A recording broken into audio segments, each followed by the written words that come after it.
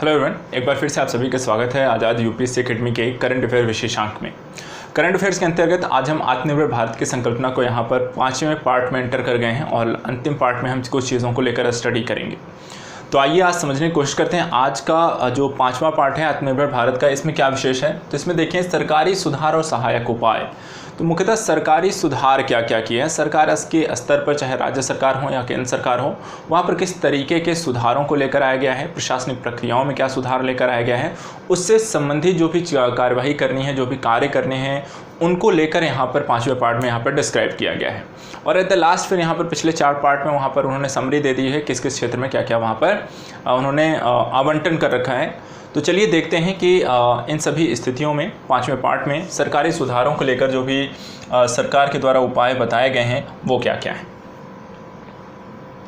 सबसे पहले यहाँ पर कोविड की रोकथाम के लिए अब तक उठाए गए स्वास्थ्य संबंधी कदमों की यहाँ पर चर्चा की गई है।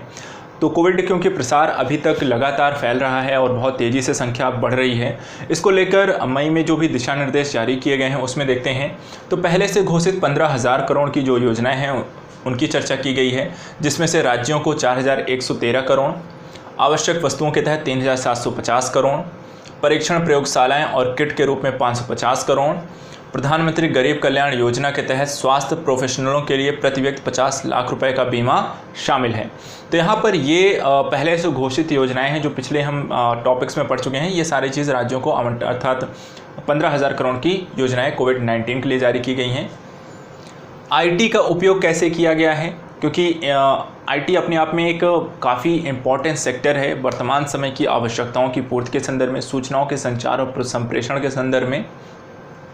तो यहाँ पर ई संजीवनी टेली कंसल्टेशन सेवाएं शुरू करना है, क्षमता निर्माण, virtual learning module, I got platform, Aarogya Setu, स्व आकलन और संपर्क में आए लोगों का पता लगाना।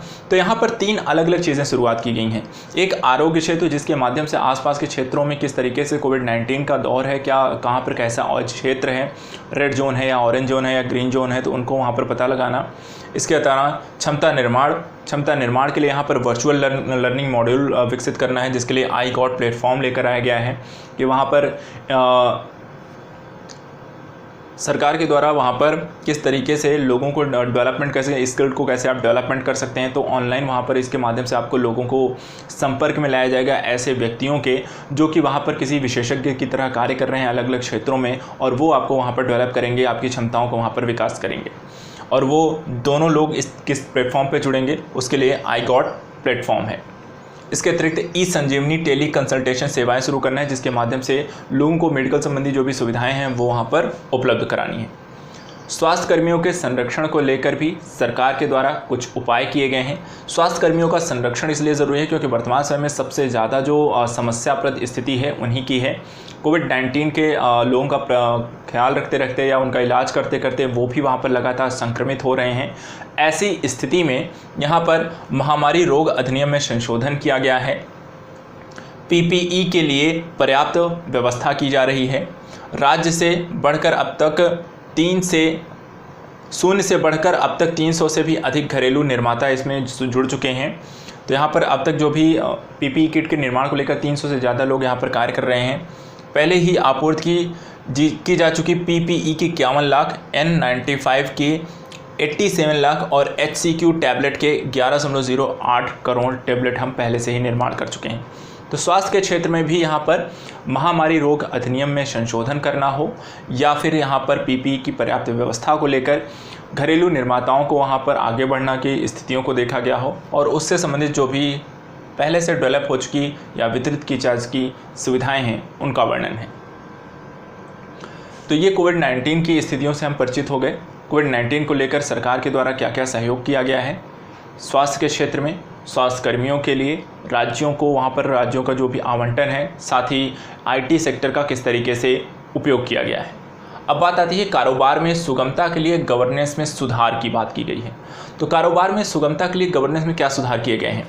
विश्व स्तर पर संभावित निवेशक किसी भी देश की डूइंग बिजनेस रिपोर्ट रैंकिंग को ध्यान में रखते हैं।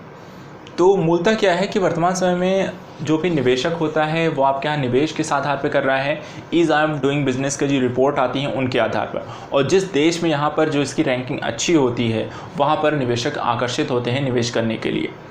इसके अतिरिक्त यहाँ पर निरंतर ठोस उपायों के परिणामस्वरूप विश्व बैंक की डूइंग बिजनेस रिपोर्ट में भारत अपनी रैंकिंग को बेहतर कर 2014 के 142वें स्थान छलांग लगाकर 2019 में 63वें स्थान पर पहुँच चुका है। तो यहाँ पर बताया कि भारत में व्यापार करने की स्थिति जो है 2014 के मुकाबले 2019 में बहुत बेहतर हो चुकी है। देख सकते हैं 142वें जो रैंक है वहाँ पर अभी वर्तमान में 63 आ गई, अर्थात यहाँ पर हम 50% से ज़्यादा अब तक सुधार कर चुके हैं। इसके अतिरिक्त इनमें परमिट देने, मंजूरी, स्वप्रमाणन, थर्ड पार्टी के द्वारा प्रमाणीकरण जैसी प्रक्रियाओं को सुव्यवस्थित बनाना इत्यादि शामिल है। तो मूलतः बिजनेस को आसान करने की कौन कौन सी प्रक्रियाएं इसमें सम्मिलित की गई हैं। एक तो यही है कि परमिट देने की मंजूरी है, स्वप्रमाणन अर्थात आप अपने ही उत्पादों का प्रमाण स्वयं कर सकते हैं। इसके अलावा थर्ड पार्टी के द्वारा जो प्रमाणीकरण जैसी प्रक्रियाएँ हैं उनको लेकर यहाँ पर एक सुव्यवस्थित प्रक्रिया बनाना है। इसके अतिरिक्त सरकार कारोबार में सुगमता संबंधी सुधारों के अगले चरण में मिशन मोड पर काम कर रही है, जो संपत्ति के आसान पंजीकरण, वाणिज्यिक विवादों को तेजी से निपटाने और सरल कर व्यवस्था से संबंधित सुधार होंगे, ताकि कारोबार करने की दृष्टि में सुगम देशों में भारत शामिल हो सके।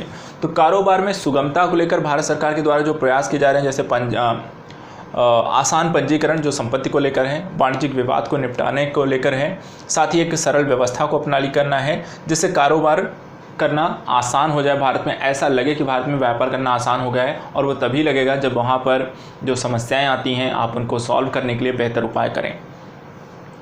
इसके अतिरिक्त कारोबार में सुगमता के उपायों को बढ़ावा देने के लिए कॉर्पोरेट शासन से संबंधित हाल के कदम। तो वर्तमान समय में भारत सरकार के द्वारा वाणिज्यिक शासन की प्रक्रिया को बेहतर बनाने के लिए जो प्रयास किए गए हैं उसको लेकर यहाँ पर कॉर्पोरेट शासन में क्या बेहतर रहा है।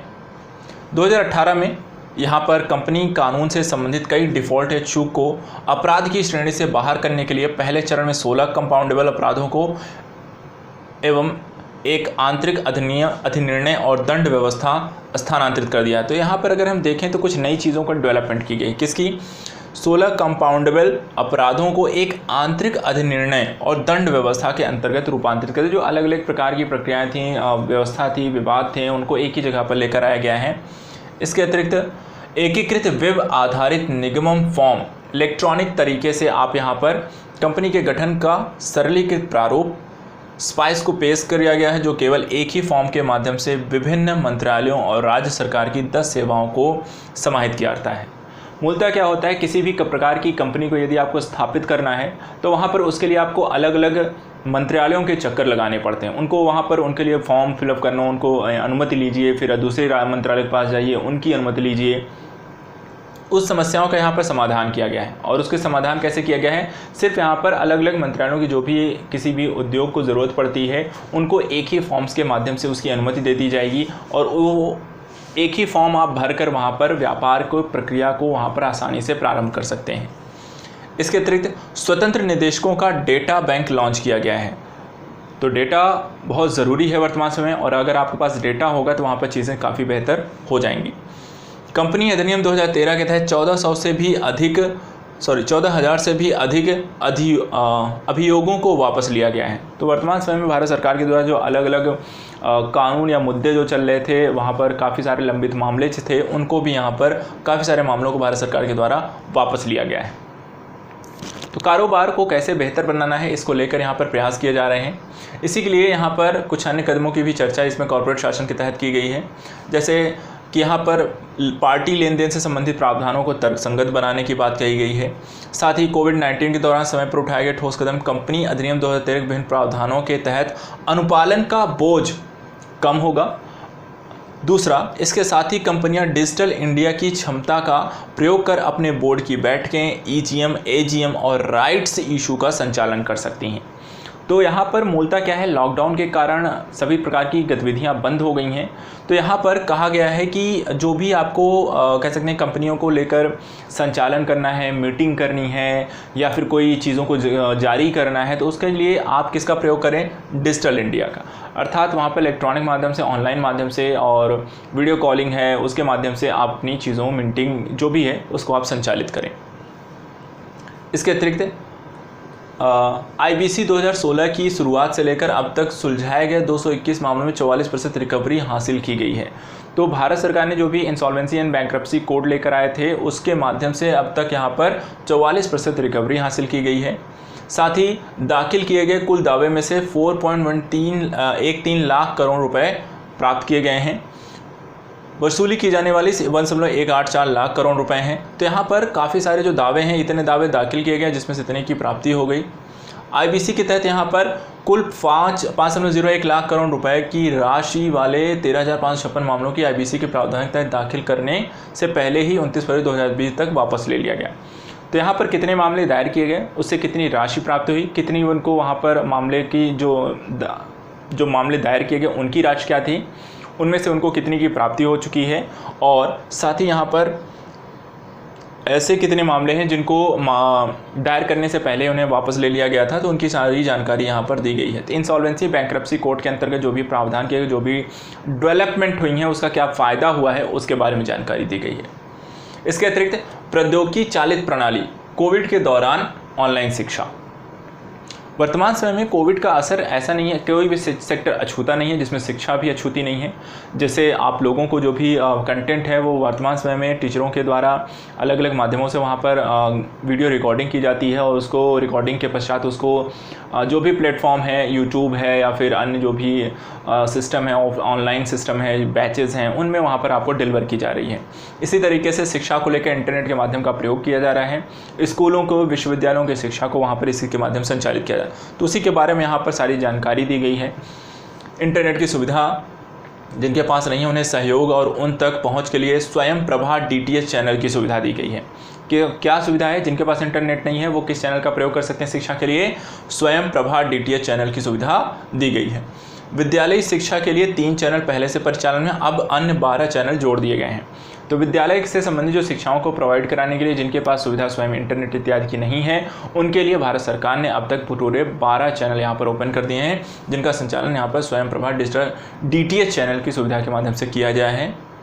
इन चैनलों पर स्काइप के माध्यम से विशेषज्ञों के साथ परस्पर लाइव संवादात्मक सत्रों के प्रसारण का प्रावधान किया गया है। तो स्काइप एक माध्यम का यहाँ पर प्रयोग किया है, जिसके माध्यम से विशेषज्ञों के साथ परामर्श, सलाह, बातचीत और क्लासेस या उनके प्रसारण को भी सुविधाजनक बनाया गया है।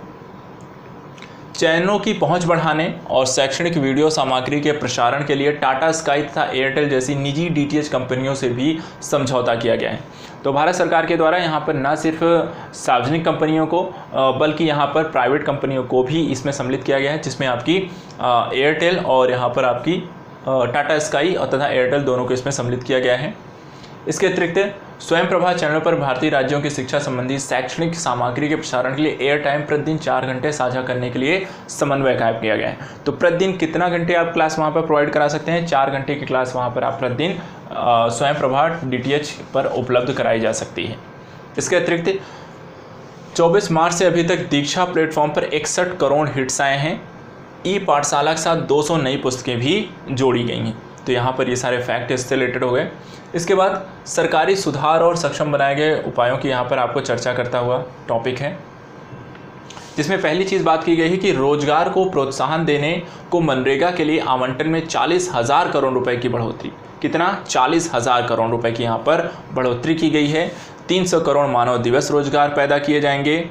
मानसून सत्र में प्रवासी कामगारों की वापसी सहित ज़्यादा काम की यहाँ पर ज़रूरत का समाधान किया जाए।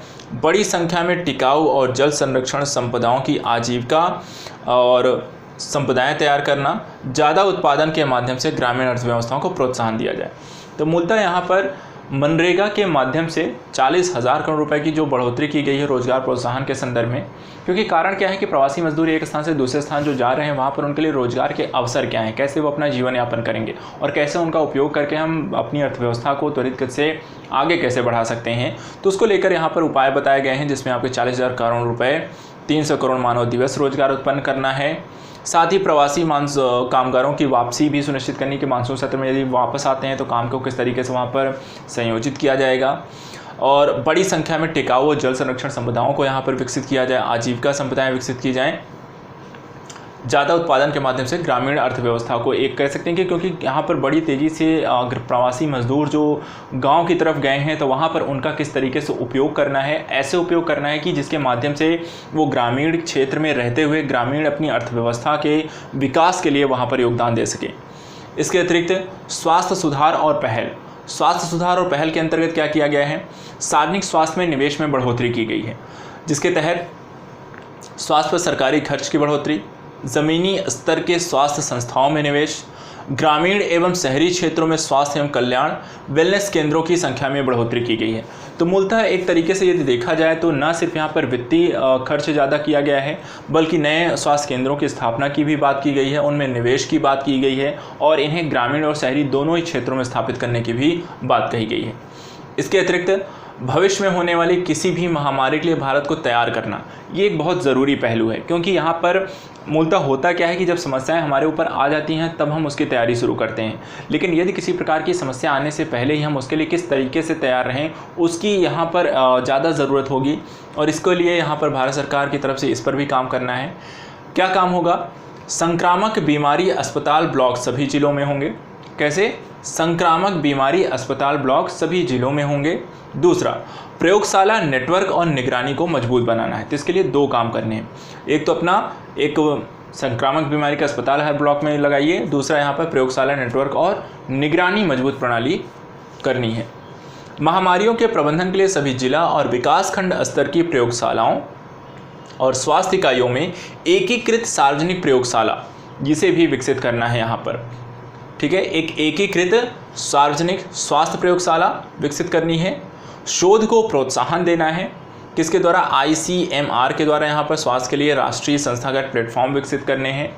राष्ट्रीय डिजिटल स्वास्थ्य मिशन लेकर विकसित करना है, जिसमें राष्ट्रीय डिजिटल स्वास्थ्य ब्लूप्रिंट का कार्यान्वयन करना है। तो यहाँ पर इनका भी ध्यान रखना है, शोध को प्रोत्साहन देना है, शोध के लिए जो मुख्य संस्था रहेगी वो ICMR रहेगी, प्लेटफॉर्म जो रहेगा राष्ट्रीय संस्थागत प्लेटफॉर्म रहेंगे। इसके अलावा राष्ट्रीय डिजिटल स्वास्थ्य मिशन लॉन्च करना है, इसमें राष्ट्रीय डिजिटल स्वास्थ्य ब्लूप्रिंट का कार्यान्वयन सुनिश्चित करना है, तो इसको भी यहाँ पर ध्यान रखिए। योजनाएं मैंने पहले भी कहा, योजनाएं बहुत सारी इसके अंतर्गत आई हैं, इसलिए यहाँ पर आत्मनिर्भर भारत के अंतर्गत योजनाओं को अच्छे से पढ़ लीजिएगा, ये कई सारे एग्जाम में पूछी जा सकती हैं। इसके बाद कोविड के बाद समानता के साथ प्रौद्योगिकी चालित शिक्षा। अभी तो वर्तमान में हम कोविड के समय शिक्षा को यहाँ पर प्रौद्योगिकी के साथ हमने जोड़कर अध्ययन कर रहे हैं, लेकिन यहाँ पर इसे कोविड के पश्चात भी शिक्षा को इसी तरीके से हम डेवलप करने की बात करते हैं। इसमें देखिए यहाँ पर है कि PM ई विद्या क्या है, डिजिटल ऑनलाइन शिक्षा की बहुमाध्यम पहुँच के लिए एक कार्यक्रम तुरंत शुरू किया जाएगा जिसकी निम्नलिखित विशेषताएँ होंगी। तो PM विद्या योजना क्या क्या है इसमें सम्मिलित किया जाएगा। पहला, राज्य संघ शासित क्षेत्रों में विद्यालय शिक्षा के लिए दीक्षा सभी ग्रेड, एक राष्ट्र एक डिजिटल प्लेटफॉर्म के लिए ई कंटेंट और QR कोड आधारित पुस्तकें। तो पहली चीज़ यहाँ पर क्या होगा कि यहाँ पर ई पुस्तकें आपको उपलब्ध कराई जाएंगी। दूसरा क्या है, ई पुस्तकें ई कंटेंट होगा। दूसरा, कक्षा 1 से 12 तक एक चैनल के प्रति कक्षा एक टीवी चैनल होगा, अर्थात हर कक्षा के लिए एक टीवी चैनल लॉन्च कर दिया जाएगा।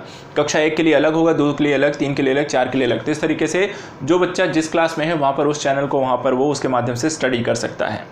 इसके अतिरिक्त रेडियो, सामुदायिक रेडियो और पॉडकास्ट का भी व्यापक उपयोग इसके लिए किया जाएगा, अर्थात इनके माध्यम से भी शिक्षा व्यवस्था को शुरू किया जाएगा।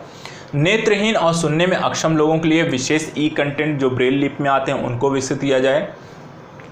शीर्ष 100 विश्वविद्यालयों को 30 मई 2020 तक स्वचालित रूप से ऑनलाइन कोर्स शुरू करने की अनुमति दी जाएगी। तो हमारे देश के 100 शीर्ष विश्वविद्यालयों के द्वारा ऑनलाइन कोर्स प्रारंभ कर दिया जाएगा। इसके अतिरिक्त यहाँ पर मनोदर्पण क्या है, मानसिक स्वास्थ्य और भावनात्मक कल्याण के लिए विद्यार्थियों, शिक्षकों और परिवारों को मनोवैज्ञानिक समर्थन की एक पहल तत्काल शुरू की जाएगी। इसकी बहुत ज़रूरत है। वर्तमान समय में बच्चा फ्रस्ट्रेट होता है, डिप्रेस्ड होता है, तो वहाँ पर उसको बातचीत करने के लिए, अपनी मानसिक समस्याओं को वहाँ पर सुनने के लिए अगर ये पहल विकसित की जाती है तो ये बहुत अच्छी बात है। आज के कंपटीशन के लेवल पर यहाँ पर बच्चों को ये सुविधा ज़रूर होनी चाहिए। तो मनोदर्पण को ध्यान रखना है। मनोदर्पण किससे संबंधित है, मानसिक स्वास्थ्य और भावनात्मक कल्याण के लिए विद्यार्थियों को, शिक्षकों और परिवारों को मनोवैज्ञानिक समर्थन की एक पहल तत्काल शुरू की जाएगी। इसके अतिरिक्त विद्यालय छोटे बच्चों और शिक्षकों के लिए नए राष्ट्रीय पाठ्यक्रम नए राष्ट्रीय पाठ्यक्रम और शैक्षणिक दावों की पेशकश की जाएगी। वैश्विक और 21वीं सदी की कौशल ज़रूरतों के साथ यहाँ पर एकीकरण किया जाएगा। तो विद्यालय हैं, चाहे छोटे बच्चे हैं वहाँ पर स्टडी कर रहे हैं, शिक्षकों के लिए नए राष्ट्रीय पाठ्यक्रम हो, शैक्षणिक दावों की पेशकश करना हो, इन सभी के लिए यहाँ पर वैश्विक और 21वीं सदी की कौशल ज़रूरतों के साथ इनमें एकीकरण को स्थापित करना है। इसके अतिरिक्त 2025 तक ग्रेड 5 में प्रत्येक बच्चे के सीखने का स्तर और परिणाम सुनिश्चित करने के लिए राष्ट्रीय मूलभूत साक्षरता और संख्यात्मक मिशन को दिसंबर 2020 तक शुरू किया जाएगा। तो 2025 तक ग्रेड 5 में प्रत्येक बच्चे के सीखने का स्तर और परिणाम सुनिश्चित करने के लिए राष्ट्रीय मूलभूत साक्षरता और संख्यात्मक मिशन, इसको ध्यान रखिएगा, राष्ट्रीय मूलभूत साक्षरता और संख्यात्मक मिशन दिसंबर 2020 से शुरू किया जाएगा, जिसका लक्ष्य क्या है, प्रत्येक बच्चे के सीखने का स्तर और परिणाम सुनिश्चित करना। तो यहाँ पर ये सारे पॉइंट हमने इसको देख लिए। इसके बाद यहाँ पर शिक्षा के साथ साथ यहाँ पर आईबीसी से संबंधित उपायों के माध्यम से कारोबार करने की जो सुगमता है उसकी यहाँ पर चर्चा करनी है। इसमें क्या क्या है इसको देख लेते हैं। इसमें देखिए बातें क्या कही गई हैं। पहली चीज़, दिवालियापन की कार्यवाही शुरू करने की न्यूनतम सीमा बढ़ाकर 1 करोड़ रुपए की गई। ठीक है, जो 1 लाख रुपए थी उसे कितना कर दिया गया, 1 करोड़ रुपए, जो मोटे तौर पर एमएसएमई सेक्टर का बचाव करता है। तो पहली चीज़, दिवालियापन की कार्यवाही शुरू करने के लिए अब कितनी दिवालियापन की कार्रवाई शुरू करने, कितना न्यूनतम राशि होनी चाहिए, 1 करोड़ रुपए। दूसरा, संहिता की धारा 240(1) के तहत एमएसएमई के लिए विशेष दिवाला संकल्प प्रारूप जल्द लाएगा। तो यहाँ पर एमएसएमई सेक्टर के लिए अलग से यहाँ पर आपको दिवालिया कानून आएगा। उसके लिए मतलब जो भी संकल्पना होगी, जो भी विचार होंगे, कैसे शुरू किया जाएगा, क्या कानून होंगे, एमएसएमई सेक्टर के लिए अलग से आएगा। इसके अतिरिक्त महामारी की स्थिति को देखते हुए 1 साल तक दिवालियापन की कोई भी नई कार्रवाई शुरू नहीं की जाएगी। तो 1 साल तक यहाँ पर अगर कोई दिवालियापन हो जाता है, वो भी कोविड-19 के कारण हो रहा है, इसलिए वहाँ पर कोई कार्रवाई एक्स्ट्रा नहीं शुरू की जानी है। इसके अतिरिक्त कोविड-19 से संबंधित कर्ज को संहिता के तहत दिवालियापन की कार्यवाही शुरू करने के उद्देश्य से डिफ़ॉल्ट या चूक की परिभाषा से बाहर रखने के लिए केंद्र सरकार को अधिकार संपन्न बनाया गया है। तो यहाँ पर यदि कोई भी व्यक्ति कोविड-19 के कारण डिफ़ॉल्ट हो रहा है, अपनी चीज़ों को नहीं चुका पा रहे या दिवालियापन हो रहा है, तो वहाँ पर केंद्र सरकार के पास ये अधिकार होगा कि वो उसे डिफ़ॉल्टर घोषित ना करे या उसे उस चीज़ से बाहर रख सकता है। तो यहाँ पर हमने देख लिया आईबीसी के तहत यहाँ पे जो भी प्रावधान यहाँ पर किए गए। नेक्स्ट बात करते हैं कानूनी कंपनी में चूक या अपराध की श्रेणी को लेकर। तो यहाँ पर इसको देख लेते हैं क्या क्या बातें यहाँ पर की गई हैं। कंपनी कानून में चूक अपराध की श्रेणी से बाहर, इसमें क्या है, कंपनी कानून की मामूली तकनीकी और प्रक्रिया के चूक को अपराधीकरण की श्रेणी से बाहर किया जाएगा। कैसी कंपनियां, जैसे रिपोर्टिंग में कमियां हो गई, बोर्ड रिपोर्ट, बकाया चुकाने में अपर्याप्तता, एजीएम आयोजित करने में विलंब, अगर इनमें से किसी कारण से समस्या होती, क्या क्या, एक बार और देख लेते हैं क्या क्या समस्याएं हो सकती हैं। CSR रिपोर्टिंग में कमियां हो जाती हैं, बोर्ड रिपोर्ट, बकाया चुकाने में अपर्याप्तता है आपकी, एजीएम आयोजित करने में विलंब रहते हैं। तो ऐसी कंपनियों को कंपनी कानून की मामूली तकनीकी और प्रक्रिया चूक को अपराधीकरण की श्रेणी से बाहर कर देती। अगर आप इनमें किसी कमी के कारण कोई कमी करते हैं या किसी कारण आपसे गलती होती है इनमें से किसी में, तो उसके कारण आपको अपराधी नहीं माना जाएगा, ना ही आपको अपराध की श्रेणी में रखा जाएगा। आपको बाहर मतलब इन कमियों के कारण आपको अपराधी की श्रेणी से बाहर कर दिया गया है। अधिकांश समझौता करने योग्य अर्थात कंपाउंडेबल अपराधों की धाराओं को आंतरिक स्थगन तंत्र में परिवर्तित किया जाएगा और कंपाउंडिंग के लिए आरडी की शक्तियों को बढ़ावा दिया जाएगा। पहले की 18 धाराओं की तुलना में अब 58 धाराओं को IAM के तहत निपटाया जाएगा। तो यहाँ पर जो भी अधिकांश समझौता करने योग्य अपराधों की धाराओं को आंतरिक स्थगन तंत्र के तहत जो भी शक्तियाँ थी, जो भी कार्यवाही करनी थी, जो भी वहाँ पर उन्हें कार्यवाही कानून के तहत उसको कार्य आगे बढ़ाना था, उसको लेकर यहाँ पर बता दिया गया कि पहले की 18 धाराओं की तुलना में अब कितनी धाराएं हो गए, 58 धाराओं में यहाँ पर IAM के तहत इसका निपटारा किया जाएगा। दूसरी चीज़, यहाँ पर ये जो संशोधन है अदालतों और NCLT की बाधाएं दूर करेंगे। तो NCLT जो बेसिकली यहाँ पर इस तरह कंपनी के मामलों की सुनवाई करता है और संस्था है, आपराधिक अदालतें यहाँ पर संशोधन करके इन बाधाओं को दूर कर देगी। 7 कंपाउंडेबल अपराधों को पूरी तरह से हटाया गया है और 5 को वैकल्पिक ढांचे के तहत निपटाया जाएगा। तो कुछ अपराध हैं जो कि यहाँ से हटा दिए हैं, ऐसे 7 अपराध हैं, और साथ ही यहाँ पर 5 को वैकल्पिक तौर पर इसमें निपटाया जाएगा। तो ये सारी चीज़ें हैं। इसके अतिरिक्त अगर हम देखें तो यहाँ पर व्यापार को लेकर कंपनियों के लिए कारोबार करने में सुगमता अर्थात ईज ऑफ डूइंग बिजनेस को किस तरीके से बढ़ावा दिया जाएगा, तो इसको देख लेते हैं एक बार। इसमें क्या किया गया है, इसमें देखिए कंपनियों के लिए कारोबार करने में सुगमता अर्थात ईज ऑफ डूइंग बिजनेस को लेकर काम किया गया है। जैसे कि कारोबार शुरू करने और दिवालियापन संकल्प में रैंकिंग में सुधार ने EODB पर भारत की रैंकिंग में समग्र सुधार में योगदान दिया है। प्रमुख सुधार क्या क्या है, इसमें प्रमुख सुधारों की चर्चा आपको आंसर लिखने में, आपको मेंस आंसर लिखने में ये पॉइंट आपको मिल सकते हैं। प्रमुख सुधार क्या क्या हैं, स्वीकृत विदेशी बाजारों में भारतीय सार्वजनिक कंपनियों के द्वारा प्रतिभूतियों का प्रत्यक्ष सूचीबद्ध होना। तो भारतीय सार्वजनिक कंपनियों का विदेशी बाजारों में स्वीकृत होने की स्थिति, प्रत्यक्ष सूचीबद्ध होना। निजी कंपनियां जो स्टॉक एक्सचेंज में NDC सूचीबद्ध हैं उन्हें सूचीबद्ध कंपनियों के रूप में नहीं माना जाएगा। तो ये चीज़ क्या हो गई, निजी कंपनियां जो स्टॉक एक्सचेंजों पर NDC सूचीबद्ध हैं उन्हें सूचीबद्ध कंपनियों के रूप में नहीं माना जाएगा, इसे ध्यान रखिएगा। तीसरा, कंपनी अधिनियम 2013 में कंपनी अधिनियम 1956 के भाग 9A निर्माता कंपनी के प्रावधानों को शामिल करना है। तो निर्माता कंपनी कौन होगी, उसके क्या प्रावधान है, उसको कंपनी अधिनियम 2013 में यहाँ पर उन्हें सम्मिलित करना है। इसके अतिरिक्त NCLT के लिए अतिरिक्त विशेष पीठ सृजित करने की शक्ति, NCLT के लिए अतिरिक्त विशेष पीठ सृजित करने की भी शक्ति होगी। और छोटी कंपनियां, एक व्यक्ति के स्वामित्व वाली कंपनियां, उनके निर्माता कंपनियां और स्टार्टअप्स के लिए सभी चूक के लिए काम दंड होगा। तो यहाँ पर इन कंपनियों को यहाँ पर कम दंड की सुविधा दी गई है। छोटी कंपनियां हों, एक व्यक्ति वाली स्वामित्व वाली कंपनियां हों, निर्माता कंपनियां हों, स्टार्टअप कंपनियां हों, इन्हें छूट प्रदान की गई है। इसके अतिरिक्त नए आत्मनिर्भर भारत के लिए, ठीक है, नए आत्मनिर्भर भारत की संकल्पना के तहत जो क्या क्या प्रयास यहाँ पर किए गए हैं। पहली चीज़, पिछले सार्वजनिक क्षेत्र के उपक्रम की नीति है नए आत्मनिर्भर भारत के लिए सार्वजनिक क्षेत्र के उपक्रम की नीति। इसमें क्या प्रावधान है, पिछले कुछ दशक में भारत और विश्व में बदलाव आए हैं।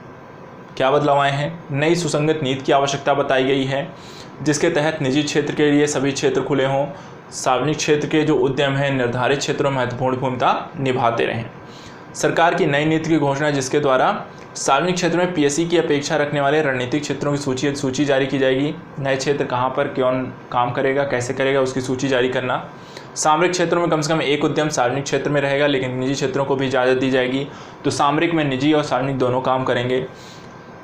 अन्य क्षेत्रों में PSE का निजीकरण किया जाएगा, समय का निर्धारण व्यवहार्यता पर आधारित होगा। अन्य किन क्षेत्रों में निजीकरण होगा अर्थात निजी क्षेत्र काम कर सकते हैं उनका निर्धारण किया जाएगा।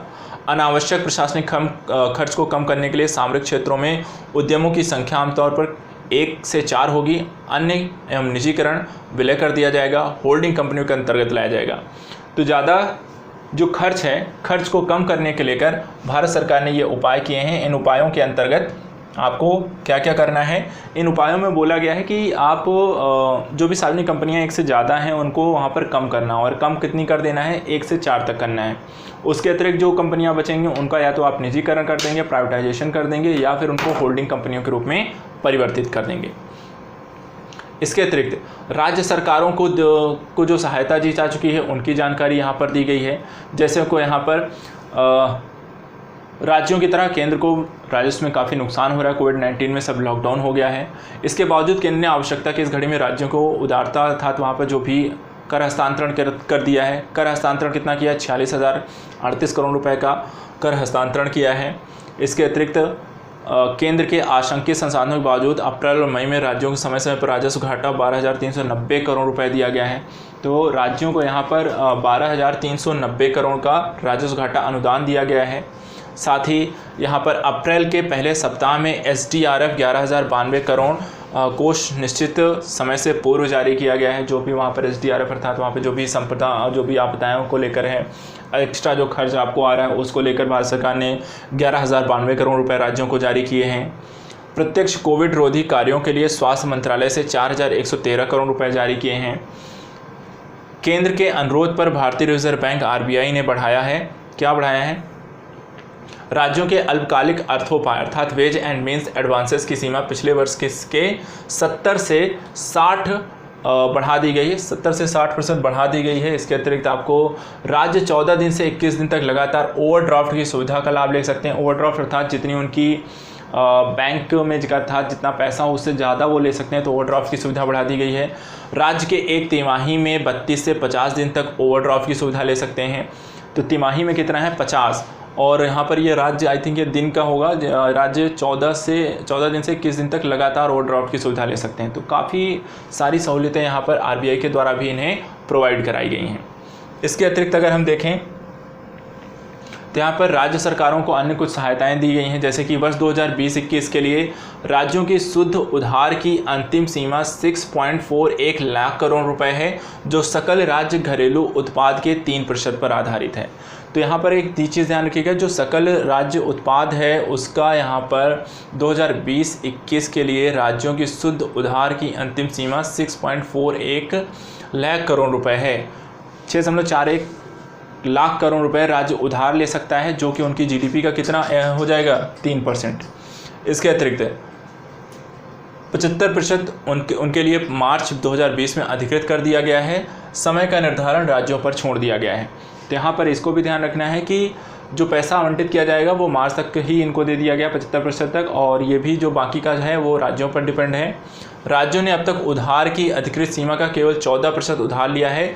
अधिकृत उधार का 86% उपयोग में नहीं लिया जाता है। तो यहाँ पर अभी लाया ही नहीं गया है, अर्थात सिर्फ 14% राज्यों ने उधार लिया है जो भी उनको अधिकृत की गई है, बाकी उन्होंने उधारों से पैसा नहीं लिया है। इसके बावजूद राज्य उधार में विशेष वृद्धि की मांग करते उसे 3% से बढ़ाकर 5% की बात कर रहे थे। तो पैसा ऑलरेडी उनके अकाउंट में कहते हैं कि वहाँ पर जो उधार की सीमा है वहाँ पर वो ले सकते हैं वो, लेकिन वो ले नहीं रहे हैं। उसके अलावा भी वो कह रहे थे उसे और भी बढ़ा दिया जाए, अर्थात यहाँ पर जो एसडीएफ था ये 3% था, इसे वो कितना कह रहे थे कि 5% कर दिया जाए, जबकि यहाँ पर जितना 3% आप ले सकते हैं उतना भी आपने पूरा भी नहीं लिया है। इससे राज्यों को 4.28 लाख करोड़ रुपए के अतिरिक्त संसाधन मिल सकेंगे। जितनी वो मांग कर रहे हैं कि 5% कर दिया जाए, उसके कारण आपको 4.28 लाख करोड़ रुपए के अतिरिक्त संसाधन राज्यों को मिल सकता है। और क्या किया गया है, राज्य सरकारों का समर्थन करना और राज्य स्तरीय सुविधाओं को बढ़ावा देने का भी काम किया जाएगा। इसमें क्या है, भविष्य के ऊंचे जीएसडीपी के विकास और कम घाटों के माध्यम से अतिरिक्त ऋण की स्थिरता सुनिश्चित करनी है। तो अतिरिक्त ऋण की जो स्थिरता है उसको किस तरीके से सुनिश्चित किया जाएगा, जीएसडीपी विकास और कम घाटों के माध्यम से। दूसरा, प्रवासियों के कल्याण को बढ़ावा देना और खाद्य वितरण में रिसाव को कम करना। किसका, प्रवासियों के कल्याण को बढ़ावा देना, खाद्य वितरण में रिसाव को कम करना, निवेश के माध्यम से रोजगार में सृजन में वृद्धि करना, बिजली क्षेत्र को टिकाऊ बनाते हुए किसानों के हितों की रक्षा करना, शहरी विकास, स्वास्थ्य और स्वच्छता को बढ़ावा देना। ये कुछ उपाय किए जाएंगे जिसके माध्यम से यहाँ पर वित्त आयोग ने सिफारिशें की हैं कि यहाँ पर ये जो उधार का कुछ हिस्सा जो विशिष्ट सुधारों से जोड़ा जाए, जिसके माध्यम से राज्यों की स्थिति बेहतर हो सकती है। तो वित्त आयोग ने यहाँ पे अपनी कुछ सिफारिशें दी थीं, जिसमें जीएसडीपी का विकास और कम घाटों का प्रयोग किया जाए, प्रवासियों के कल्याण के लिए काम किया जाए, खाद्य वितरण के रिसाव कम किया जाए, निवेश के माध्यम से रोजगार सृजन किए जाए, बिजली क्षेत्र को टिकाऊ बनाया जाए, किसानों के हितों की रक्षा की जाए, शहरी विकास, स्वास्थ्य और स्वच्छता को बढ़ावा दिया जाए। इसके अतिरिक्त क्या है, सुधार से जुड़ा इन 4 क्षेत्रों में होगा। पहला, एक देश एक राशन कार्ड का सार्वभौमिकरण, ईज ऑफ डूइंग बिजनेस, ऊर्जा वितरण और शहरी स्थानीय निकाय का राजस्व। तो मूलतः जो सारी बातें कही गई हैं उनको वहाँ पर हम कार्य अगर करना चाहें राज्य, तो वहाँ पर इन माध्यम से कर सकती हैं कि एक देश एक राशन कार्ड के माध्यम से सभी किसानों को या फिर सभी व्यक्तियों को जो भी गरीब हैं उनको खाद्यान्न आपूर्ति को सुनिश्चित कर सकते हैं, उनके सार्वभौमिकरण की प्रक्रिया को लाई जा सकती है, ईज़ ऑफ डूइंग बिजनेस को किया जा सकता है, ऊर्जा का यहाँ पर बेहतर प्रयोग हो सकता है और शहरी स्थानीय निकाय के राजस्व को यहाँ पर बेहतर किया जा सकता है।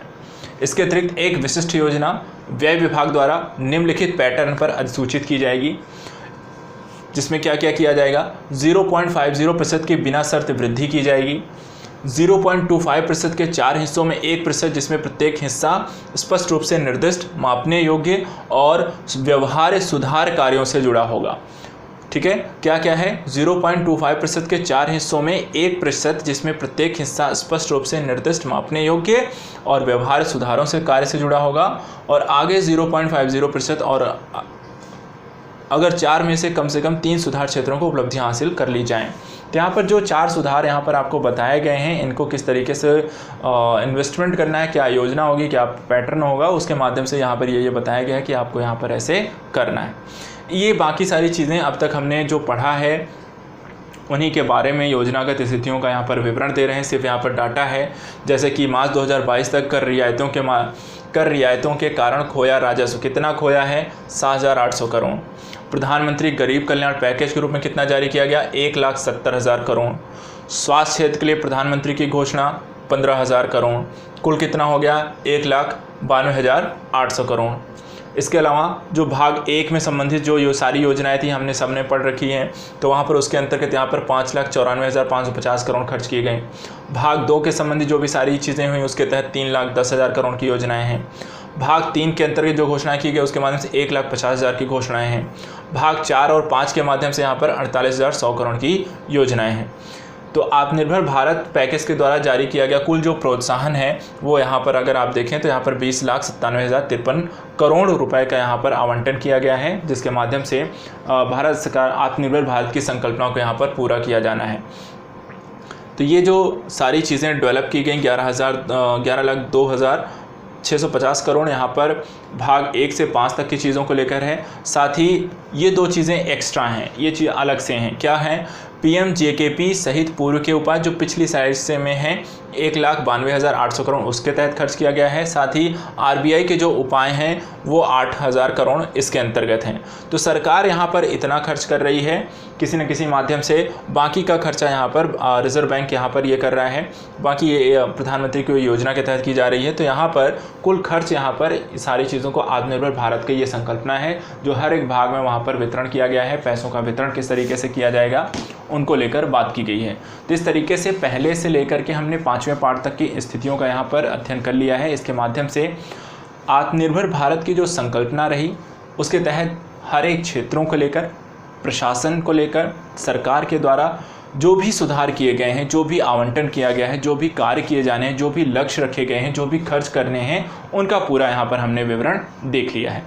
नेक्स्ट एक टॉपिक और हम इसमें लेंगे, आत्मनिर्भर भारत का अंतिम जो वीडियो आएगा वो यहाँ पर आत्मनिर्भर भारत के एक तरीके से उसकी पूरा का एक विश्लेषण होगा कि ये कितना सार्थक रह जाता है, इसमें कितनी समस्याएं हैं। सार्थक क्या है, जो भी योजनाएं जारी की गई हैं उसके अच्छे उद्देश्यों को तो आपने यहाँ पर पहले से 5वें भाग तक देख लिया है, लेकिन यहाँ पर इसमें हम देखेंगे कि यहाँ पर समस्याएँ क्या रह गई हैं और समस्याओं का हम निस्तारण कैसे कर सकते हैं। तो लास्ट में इसका वीडियो आएगा, आत्मनिर्भर भारत का मूल्यांकन कितना सार्थक है तो उसको लेकर आएंगे। तो आज के लिए इतना ही, थैंक यू सो मच। मिलते हैं नेक्स्ट वीडियो में, इसको आत्मनिर्भर भारत के टॉपिक को समाप्त करेंगे। उसके बाद फिर हम कुछ अन्य विषयों के साथ आपको करंट अफेयर विशेषांक सीरीज में मिलेंगे। Thank you so much.